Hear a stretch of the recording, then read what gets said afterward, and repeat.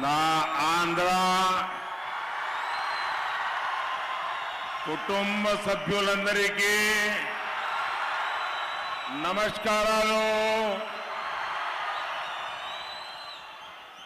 मैं तिरुपति वेंकटेश स्वामी को श्रद्धापूर्वक प्रणाम करता हूं। भक्ति धारा के संत अन्ना मैया को नमन करता हूं। यहां तिरुपति और चित्तूर से भी अनेक साथी आए हैं। आप सभी का भी अभिनंदन करता हूं। నేను తిరుపతి వెంకటేశ్వర స్వామికి నమస్కారం తెలియజేస్తున్నాను। భక్తి ప్రదాత అయిన సంత అన్నమయ్యకి ప్రణామాలు తెలియజేసుకుంటున్నాను। తిరుపతి మరియు చిత్తూరు నుండి ఇక్కడికి వచ్చిన మిత్రులందరికీ కూడా నేను అభినందనలు తెలియజేసుకుంటున్నాను। भाई और बहनों, रायलसीमा में सामर्थ्य की कोई सीमा नहीं। यहां माइंस हैं, यहां मिनरल्स है, यहां दिव्य भव्य टेम्पल्स है, यहां मेहनती किसान है, टैलेंटेड नौजवान है और टूरिज्म की अपार संभावना है। इसलिए आज मोदी आपके पास आशीर्वाद लेने के लिए आया है। मोदी का लक्ष्य है रायलसीमा का डेवलपमेंट नई ऊंचाई पर पहुंचे। मोदी का लक्ष्य है आंध्र प्रदेश का विकास। मोदी लक्ष्यम आंध्र प्रदेश विकासम। సోదరి సోదరులారా, రాయలసీమలో ఎన్నో సమస్యలు ఉన్నాయి। ఆ సమస్యలకి హద్దే లేదు। ఇక్కడ గనులు ఉన్నాయి మరియు ఖనిజాలు ఉన్నాయి। ఇక్కడ భవ్యమైన దివ్యమైన దేవాలయాలు ఉన్నాయి। ఇక్కడ కష్టపడి పనిచేసే రైతులు ఉన్నారు, ప్రతిభావంతమైన యువకులు ఉన్నారు। మరి పర్యాటక కేంద్రాలకి అవకాశాలు ఎన్నో ఉన్నాయి। ఈరోజు నేను మీ ముందుకు మీ ఆశీర్వాదం కోసం వచ్చాను। మోడీ లక్ష్యం రాయలసీమని బాగా అభివృద్ధి చేసి కొత్త ఎత్తులకు తీసుకెళ్ళటం। మోడీ లక్ష్యం ఆంధ్రప్రదేశ్ అభివృద్ధి। साथियों, आप सभी ने दशकों तक दूसरों पर भरोसा किया, लेकिन आपको क्या मिला? यहां डेवलपमेंट नहीं हुआ, यहां सिंचाई की सुविधा नहीं है, यहां इंडस्ट्री नहीं है, यहां किसान परेशान है, यहां नौजवानों को काम के लिए दूसरे शहरों में जाना पड़ता है। आप मुझे बताइए, ये हालात बदलने चाहिए या नहीं? तो आपको क्या करना पड़ेगा? आंध्र प्रदेश में डबल इंजन सरकार, आंध्र प्रदेश लो कूड़ा डबल इंजन सरकार रावाली। మిత్రులారా, మీరంతా దశాబ్దాలుగా అనేక మందిని విశ్వాసంలో ఉంచారు। రాయలసీమ ఆంధ్రప్రదేశ్కు అనేక మంది ముఖ్యమంత్రులను ఇచ్చింది, ఇచ్చారా లేదా? కానీ మీరు ఏమి పొందారు? ఇక్కడ అభివృద్ధి జరగనే లేదు। ఇక్కడ సాగునీటి సంబంధించిన సౌకర్యమే లేదు। ఇక్కడ పరిశ్రమలు లేవు। ఇక్కడ రైతులు ఆందోళనతో ఉన్నారు। ఇక్కడ ఉద్యోగాల కోసం ఇంకొక నగరాలు వలస వెళ్లాల్సిన పరిస్థితి ఏర్పడింది। మీరు నాకు చెప్పండి, ఈ పరిస్థితి మార్చాలా వద్దా? అయితే మీరేం చేయాలి? ఆంధ్రప్రదేశ్లో కూడా डबल इंजन सरकार తీసుకురావాలి। साथियों, आंध्र प्रदेश की जनता ने बड़ी उम्मीदों के साथ वाईएसआर कांग्रेस सरकार बनाई थी, लेकिन इन्होंने आपके साथ विश्वासघात किया। वाईएसआर कांग्रेस ने यहां गरीबों का नहीं, माफिया का विकास किया। वाईएसआर कांग्रेस के मंत्री कैसे यहां गुंडागर्दी करते हैं, यहां राउडी राज चलाते हैं, वो सबके सामने है। मैं तो हैरान हूं, जिस सैन माफिया के कारण अन्नामैया डैम टूट गया, 25-30 गांवों को नुकसान हुआ, दर्जनों लोगों की जान गई, ये से माफिया को यहां की सरकार बढ़ावा देती है। मैं ऐसे हर माफिया को कहूंगा, वाईएसआर कांग्रेस गवर्नमेंट जाने का काउंटडाउन शुरू हो चुका है। एनडीए सरकार यहां के हर माफिया का इलाज करेगी, पक्का ट्रीटमेंट करेगी। మిత్రులారా, ఆంధ్రప్రదేశ్లో అనేక ఆకాంక్షలతో వైఎస్ఆర్ ప్రభుత్వాన్ని మనం ఏర్పాటు చేసుకున్నాం. కానీ వాళ్ళు మనతో విశ్వాసఘాతకం మోసం చేశారు. వైఎస్ఆర్ కాంగ్రెస్ ఇక్కడ పేదవాళ్ళని కాకుండా మాఫియాని అభివృద్ధి చేశారు. వైఎస్ఆర్ పార్టీ మంత్రులు గుండాయిజం చేస్తున్నారు. ఇక్కడ ఒక రౌడీ రాజ్యాన్ని నిర్మిస్తున్నారు. అది మీరందరూ చూస్తున్నారు. ఇక్కడ ఇసుక మాఫియా కారణంగా అన్నమయ్య డ్యాం కొట్టుకుపోయింది. అది నేను చూసి ఆశ్చర్యపోయాను. 25-30 గ్రామాలు నష్టం చేకూరింది. 12 మంది మరణించారు. ఇలాంటి మాఫియా ఇక్కడ ప్రభుత్వం మద్దతు లభిస్తుంది. నేను ఇలాంటి ప్రతి మాఫియాకి చెప్పదలుచుకున్నాను, మీ యొక్క కౌంట్ డౌన్ మొదలైందని. ఎన్డీఏ ప్రభుత్వం ఇక్కడ ప్రతి మాఫియాకి చికిత్స చేస్తుంది, ఒక్కొక్కరిని పక్కా ట్రీట్మెంట్ చేస్తుందని తెలియజేస్తున్నాను. आप बताइए, आपके जीवन में साफ पानी जरूरी है या नहीं?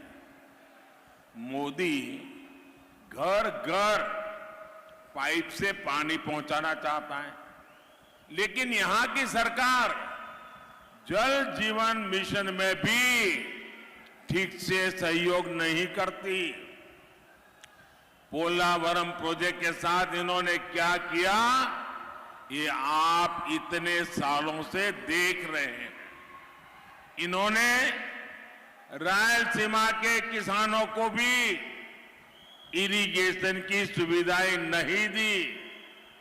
यहां एनडीए सरकार बनेगी तो सिंचाई के प्रोजेक्ट तेजी से पूरे होंगे।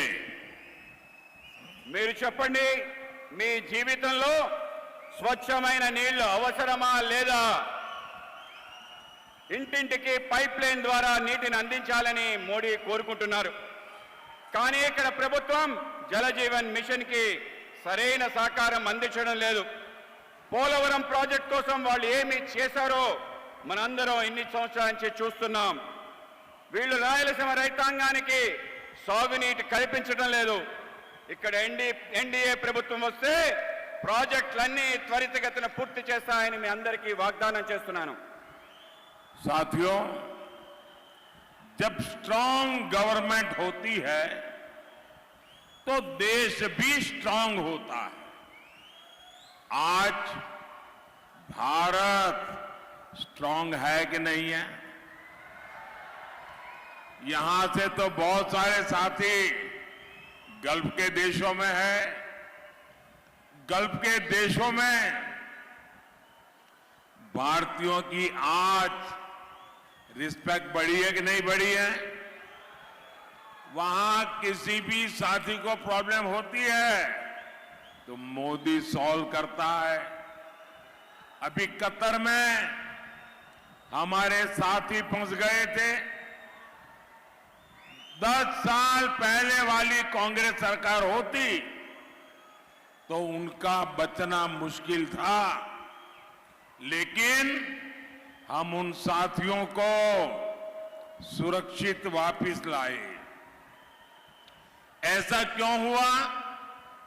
क्योंकि आपने एनडीए की मजबूत सरकार बनाई, इसलिए आपका हर वोट एनडीए को मिलना चाहिए। మిత్రులారా, ఎప్పుడైతే ఒక శక్తివంతమైన ప్రభుత్వం ఉంటుందో అప్పుడు దేశం శక్తివంతంగా మారుతుంది. ఈరోజు భారతదేశం శక్తివంతంగా బలంగా ఉందా లేదా? ఇక్కడి నుంచి అనేక మంది మిత్రులు మిడిల్ ఈస్ట్ గల్ఫ్ లో ఉన్నారు. గల్ఫ్ లో నివసిస్తున్న భారతీయులకు ఇప్పుడు గౌరవం పెరిగిందా లేదా?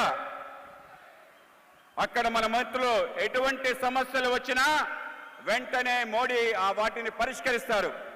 ఈ మధ్య ఖతార్లో మన సోదరులు చిక్కుకున్నారు. ఒకవేళ 10 సంవత్సరాల క్రితం కాంగ్రెస్ ప్రభుత్వం ఇప్పుడు ఉంటే వాళ్ళను రక్షించడం చాలా కష్టమయ్యేది.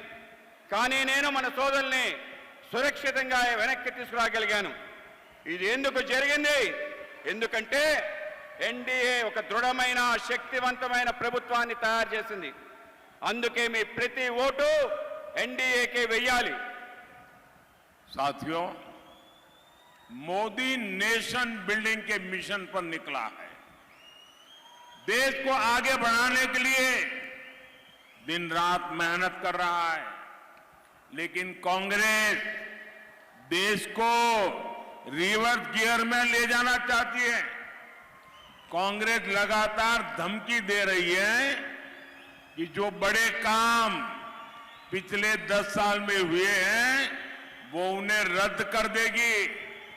कांग्रेस कहती है आर्टिकल 370 को वो वापस लाएंगे फिर से। कांग्रेस कहती है सीएए के कानून को रद्द कर देंगे। कांग्रेस कहती है गरीबों को जो फ्री राशन मिलता है वो योजना बंद कर देंगे। कांग्रेस कहती है देश के गरीबों को फ्री मेडिकल ट्रीटमेंट जो मिलता है वो योजना भी बंद कर देंगे। कांग्रेस कहती है राम मंदिर पर सुप्रीम कोर्ट का फैसला भी पलट देंगे, राम मंदिर पर ताला लगा देंगे। क्या आपको ये सब मंजूर है क्या? మిత్రులారా, మోడీ దేశ నిర్మాణం అనే లక్ష్యంతో బయలుదేరాడు. దేశానికి తీసుకెళ్లడం కోసం పగలు రాత్రి కష్టపడి పనిచేస్తున్నాడు. కానీ కాంగ్రెస్ దేశాన్ని రివర్స్ గేర్ లో వెనక్కి తీసుకెళ్లాలనే ప్రయత్నం చేస్తుంది. కాంగ్రెస్ నిరంతరం బెదిరిస్తుంది. ఏవైతే పెద్ద పెద్ద పనులు గత 10 సంవత్సరాలు బట్టి మేము చేశామో వాటినన్నిటినీ రద్దు చేస్తామని అంటున్నారు.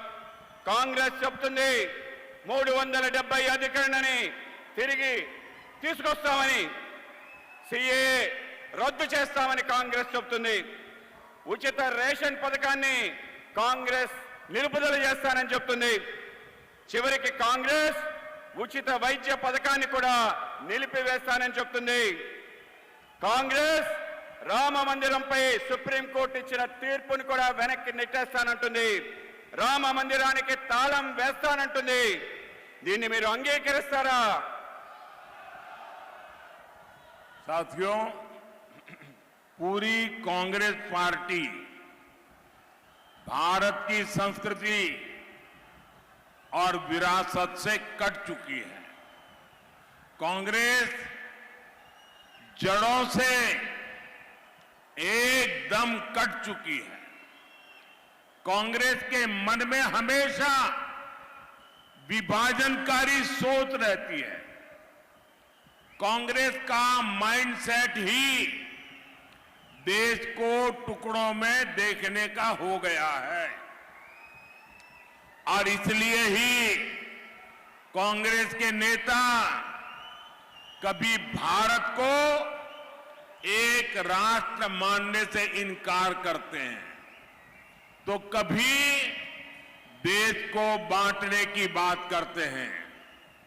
आज कांग्रेस के एक और बड़े नेता ने फिर कांग्रेस की विभाजनकारी सोच का प्रदर्शन किया।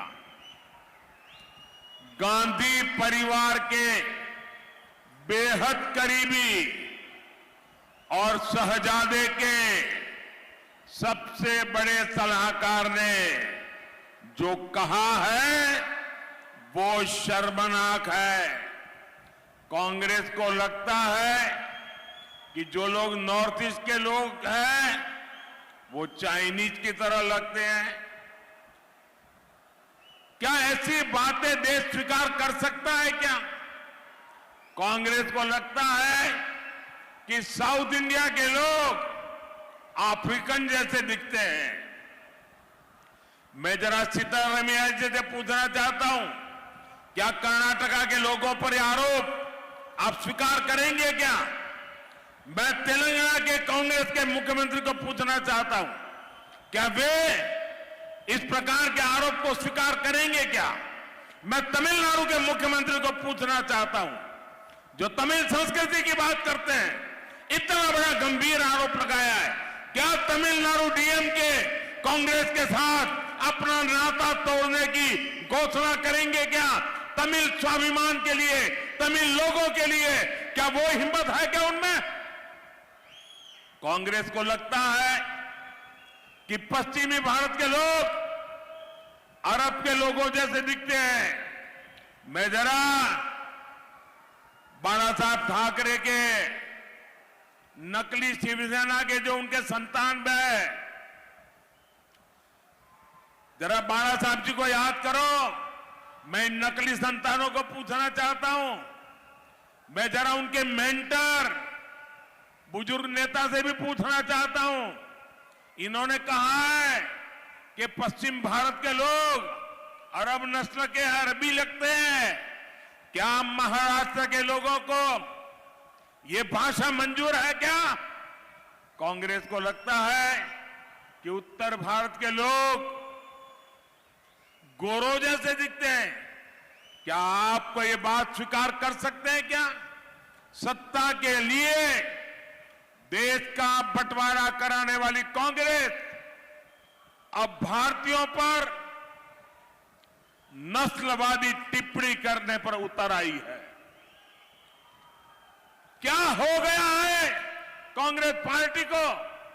और ये बात जरा जो उनकी इकोसिस्टम है वो भी समझ रहे हैं कि आप इनका बचाव करने की कोशिश मत करो, क्योंकि जो शहजादे के फिलोसोफर एंड गाइड ने अमेरिका में बोला, उसके 4 दिन पहले खुद शहजादे ने युवकों के बीच में कहा कि अमेरिका में इस रंग के लोग पेपर सेट करते हैं तो इस रंग के लोग परीक्षा में नापास होते हैं, इस रंग के लोग पेपर सेट करें तो सब पास होंगे। हिंदुस्तान पर भी उन्होंने वही टिप्पणी की थी जिसका विस्तार शहजादे के गुरु ने किया है। ये दोनों की बातें मिली हुई बातें हैं, सोच समझ करके बोली हुई बातें हैं। और मैं पूरी कांग्रेस पार्टी पर, शहजादे पर, इस शाही परिवार पर गंभीर आरोप लगाता हूं। अरे मुद्दे नहीं है तो कम से कम हम भारतीयों का मखौल मत उड़ाओ। तीसरे फेज में घुटने टेकने की बौखलाहट में ये लोग कुछ भी कहे जा रहे हैं, लेकिन देश कांग्रेस की एक एक विभाजनकारी बात को सुन रहा है, समझ रहा है।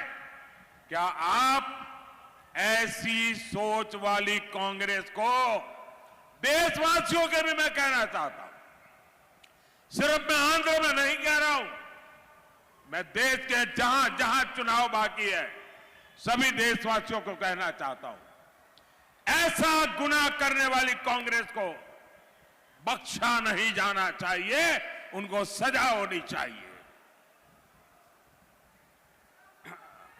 కాంగ్రెస్ ఈ దేశం యొక్క వారసత్వాన్ని తొలగించాలని చెప్పి ఈ దేశాన్ని ముక్కలు ముక్కలు చేయాలని చెప్పి ఒక ఆలోచన చేస్తుంది.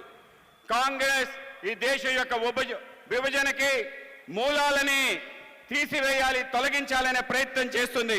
ఇవాళ కాంగ్రెస్ భారతదేశం ఒక జాతి కాదు, విభిన్న జాతుల సమూహం అని చెప్పి చెప్తుంది. కాంగ్రెస్ ఈ దేశ విభజనకి కారణమైంది. ఇవాళ కాంగ్రెస్ కుటుంబంలో అతి దగ్గరగా ఉండే వ్యక్తి, ఈ విధంగా గాంధీ పరివారానికి దగ్గరగా ఉండే వ్యక్తి మాట్లాడుతున్న మాటలు మనం చూస్తే మనందరం కూడా సిగ్గుపడాలి. ఈరోజు భారతదేశం మొత్తం కూడా దక్షిణాది రాష్ట్రాలు ఉత్తరాది రాష్ట్రాలుగా విభజన చేయాలని చెప్పి మాట్లాడుతున్నారు. ఇవాళ దక్షిణాది రాష్ట్రాలు విభజించి అవి వేరు అని చెప్పి మాట్లాడుతున్నారు. ఇవాళ మనం కర్ణాటక సంబంధించిన వ్యక్తులు మేము వేరే రాష్ట్రం అంటే ఒప్పుకుంటారా? ఇవాళ తమిళనాడు సంబంధించిన వాళ్ళు తమిళ సంస్కృతిని పొగిడే ముఖ్యమంత్రి మేము వేరే దేశం అంటే ఒప్పుకుంటారా? ఇవాళ గాంధీ పరివారానికి అతి దగ్గరగా ఉండే వ్యక్తి ఇవాళ మాట్లాడుతున్న మాటలు ఏవైతే ఉన్నాయో మనందరినీ కూడా చాలా బాధను గురి చేస్తున్నాయి. ఇవాళ బాల్ ఠాకరే గారు సంబంధించిన ఏదైతే అతి దగ్గర సంస్థలు ఉన్నాయో ఆ పార్టీకి సంబంధించిన పెద్దలు ఎవరైతే ఉన్నారో వాళ్ళ మూలాలకి దూరం అయిపోయి ఇవాళ కాంగ్రెస్ యొక్క భాష ఏదైతుందో ఆ భాషకి వాళ్ళు కూడా వంతపాటం ఏదైతుందో అత్యంత దురదృష్టకరం.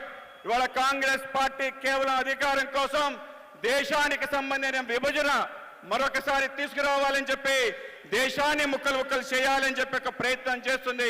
ఇది కేవలం మీకే చెప్పడం లేదు, దేశవ్యాప్తంగా ఉన్న అందరికీ కూడా హెచ్చరిక తెలియజేస్తున్నాను. కాంగ్రెస్ ఆలోచనలోనే దేశాన్ని విభజించాలని చెప్పి పాలించాలని చెప్పి తెల్లవాళ్ళు నల్లవాళ్ళు అని చెప్పి ఆలోచన. అమెరికాకి ఈ యువనేత వెళ్తే అక్కడ కూడా ఇటువంటి మాటలే మాట్లాడాడు. భారతదేశం గౌరవం తగ్గించే విధంగా ప్రయత్నం చేశాడు. కనుక మనందరం కూడా కాంగ్రెస్ పార్టీ యొక్క ఆలోచన పైన జాగ్రత్తగా అప్రమేయంగా ఉండాలి, వాటిని తిప్పికొట్టాలని మీకు తెలియజేస్తున్నాను. साथियों, आज एनडीए सरकार देश में इंडस्ट्रियल कॉरिडोर बनाने पर बल दे रही है. यहां भी देखिए कितने एक्सप्रेसवे बन रहे हैं, चारों तरफ 4 लेन 6 लेन हाईवे बन रहे हैं. नंदियाल एरागुंटला रेलवे लाइन का काम पूरा हो चुका है. नई कडप्पा बेंगलुरु रेलवे लाइन स्वीकृत हो चुकी है. कडप्पा एयरपोर्ट के नए टर्मिनल का निर्माण हो रहा है. आने वाले 5 साल में इंफ्रास्ट्रक्चर के ऐसे हर काम का और विस्तार होगा. बीजेपी ने घोषणा की है कि साउथ में भी बुलेट ट्रेन चलाई जाएगी. आप मुझे बताइए, आंध्र प्रदेश में बुलेट ट्रेन चलनी चाहिए कि नहीं चलनी चाहिए? మిత్రులారా, నేడు దేశంలో పారిశ్రామిక కారిడార్ల నిర్మాణకు ఎన్డీఏ ప్రభుత్వం పెద్దపీట వేస్తుంది.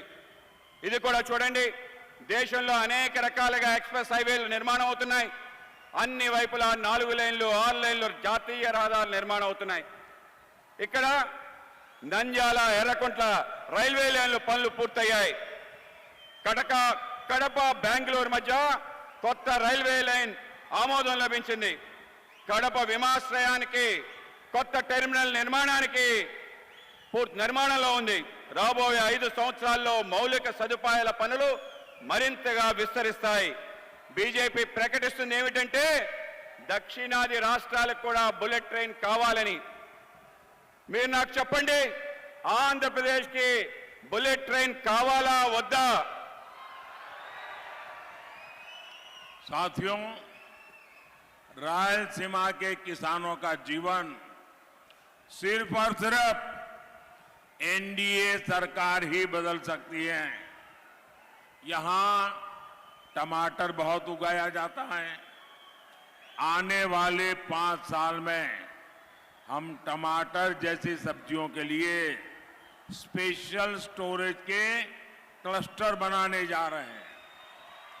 पुलिवेंदुला में बनाना प्रोसेसिंग क्लस्टर से किसानों और नौजवानों को बहुत लाभ हो रहा है। आने वाले 5 सालों में फूड प्रोसेसिंग इंडस्ट्री का विस्तार होगा।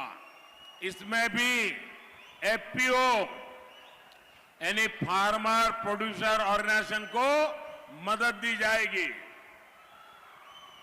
మిత్రులారా, రాయలసీమలో రైతుల జీవితాన్ని కేవలం ఎన్డీఏ ప్రభుత్వం మార్చగలుగుతుంది. ఇక్కడ టమాటా పంటను విస్తారంగా పండిస్తారు. రాబో 5 సంవత్సరాల్లో మేము టమాటో మరియు ఇతర కూరగాయల కోసం ప్రత్యేక శీతల గిడ్డంగులు క్లస్టర్లను సృష్టించబోతున్నాం. పులివెందుల్లో అరటి పండు ప్రాసెసింగ్ క్లస్టర్ల వల్ల రైతుకు యువతకు లబ్ధి చేకూరుతుంది. రానున్న 5 సంవత్సరాల్లో ఫుడ్ ప్రాసెసింగ్ రంగంలో మరింతగా విస్తరిస్తుంది. ఇందులో కూడా ఎఫ్పిఓ రైతు ఉత్పాదక సంస్థలకు సహకారం అందించబడుతుంది. एनडीए के जितने भी हमारे ये कैंडिडेट है, एमएलए का चुनाव भी साथ साथ है।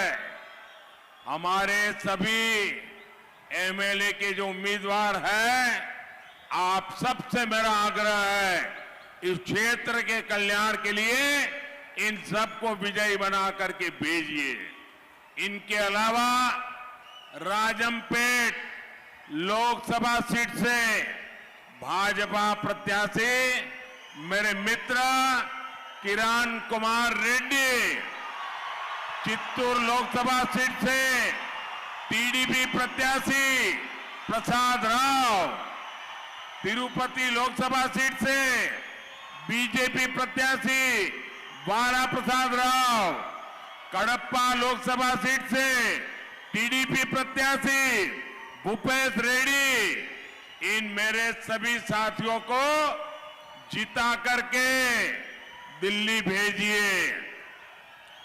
और जब आप इनको वोट देंगे ना, तो वोट दिल्ली में सीधा मेरे खाते में जमा होगा।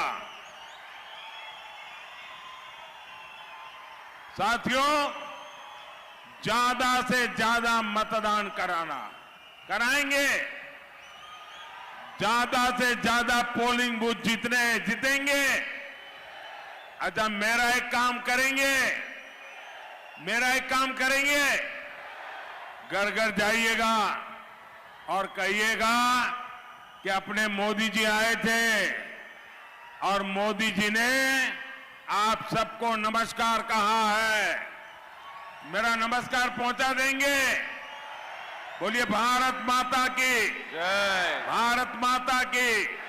बहुत बहुत धन्यवाद।